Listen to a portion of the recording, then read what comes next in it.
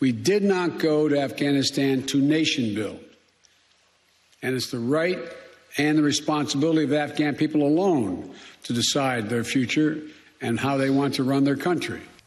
That comes as the Taliban seized a key border crossing with Iran, their latest win after several attacks on districts controlled by the Afghan government.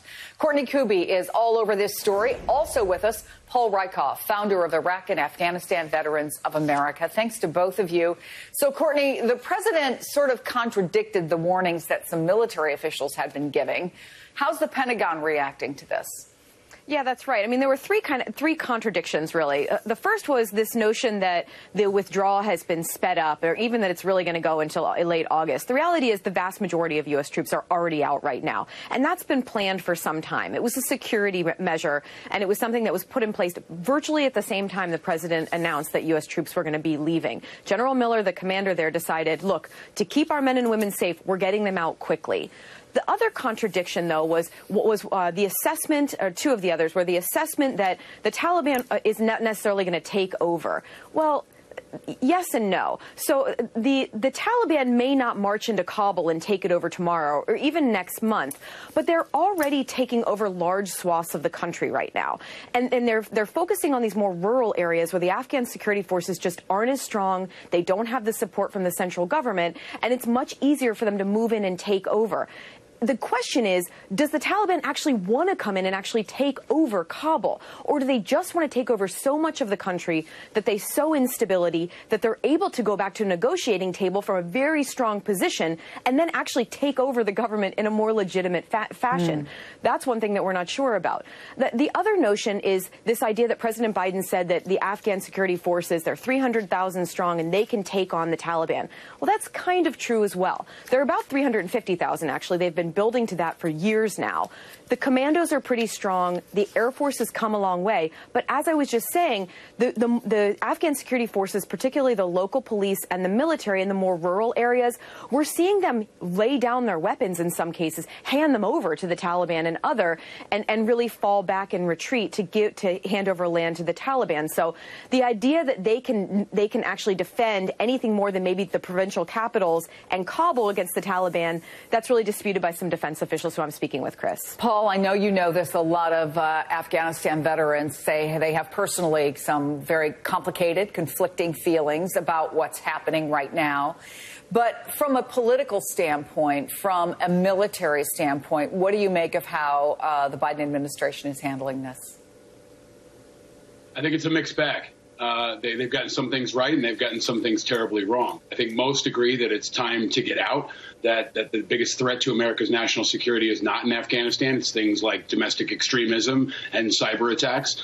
We know this has been coming. Many of our allies are headed out with us, but there's a real feeling that we're doing it the wrong way, that we're washing our hands too quickly, that we're leaving our allies to die, and we're kind of putting the whole thing in our rearview mirror without a recognition that what we've created may fail. We may have more than just a civil war. We may have a humanitarian disaster on our hands where, to most veterans, importantly, our allies are being left to die. Many have already been slaughtered. They're being slaughtered today, tomorrow. And there's a feeling that the Biden administration didn't have a plan to get them somewhere safely. They should already be on planes. They should already be somewhere safe. There's a proposal to get them to Guam. But it seems like there are elements of this rollout that the Biden administration just didn't have squared away in time.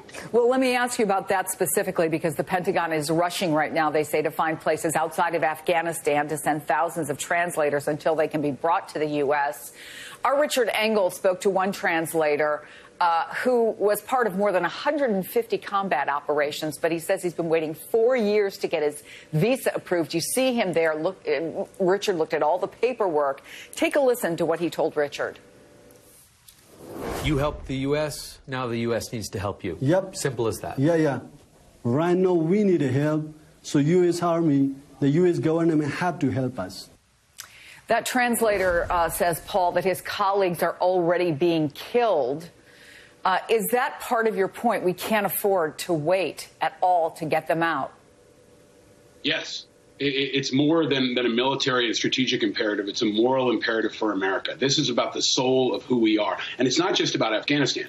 It's about sending a message to the world that if you stand with America for 20 years, you risk your life, you put your family on the line, that when the end comes, we won't leave you hung out to dry. We won't leave you to be slaughtered. There is precedent to move people to American territories like Guam. And let's break this down on a more simple level. This is the United States. We just put a robot on Mars, and the White House is telling us that they can't get our friends out of Afghanistan. It's too many excuses. It's not enough detail. And the reality is it's an evolving situation where heroes, people who stood alongside me and countless others in places like Iraq and Afghanistan and around the Middle East, are dying. I've got 2 interpreters that serve with me in Iraq that are living in America now. One's in Connecticut, one's in Tennessee. They're thriving. One of my interpreters is still in Iraq or might be dead. I don't know what happened to him. That's happening now across Afghanistan and to families throughout the military and the active duty that are very concerned about these heroic people that have stood with America and are being left to die. Finally, I want to play a little bit more of what President Biden had to say yesterday and get your reaction on the other side. Nearly 20 years of experience has shown us that the current security situation only confirms that just one more year of fighting in Afghanistan is not a solution, but a recipe for being there indefinitely. It's up to the Afghans to make the decision about the future of their country. We wonder what their abilities are.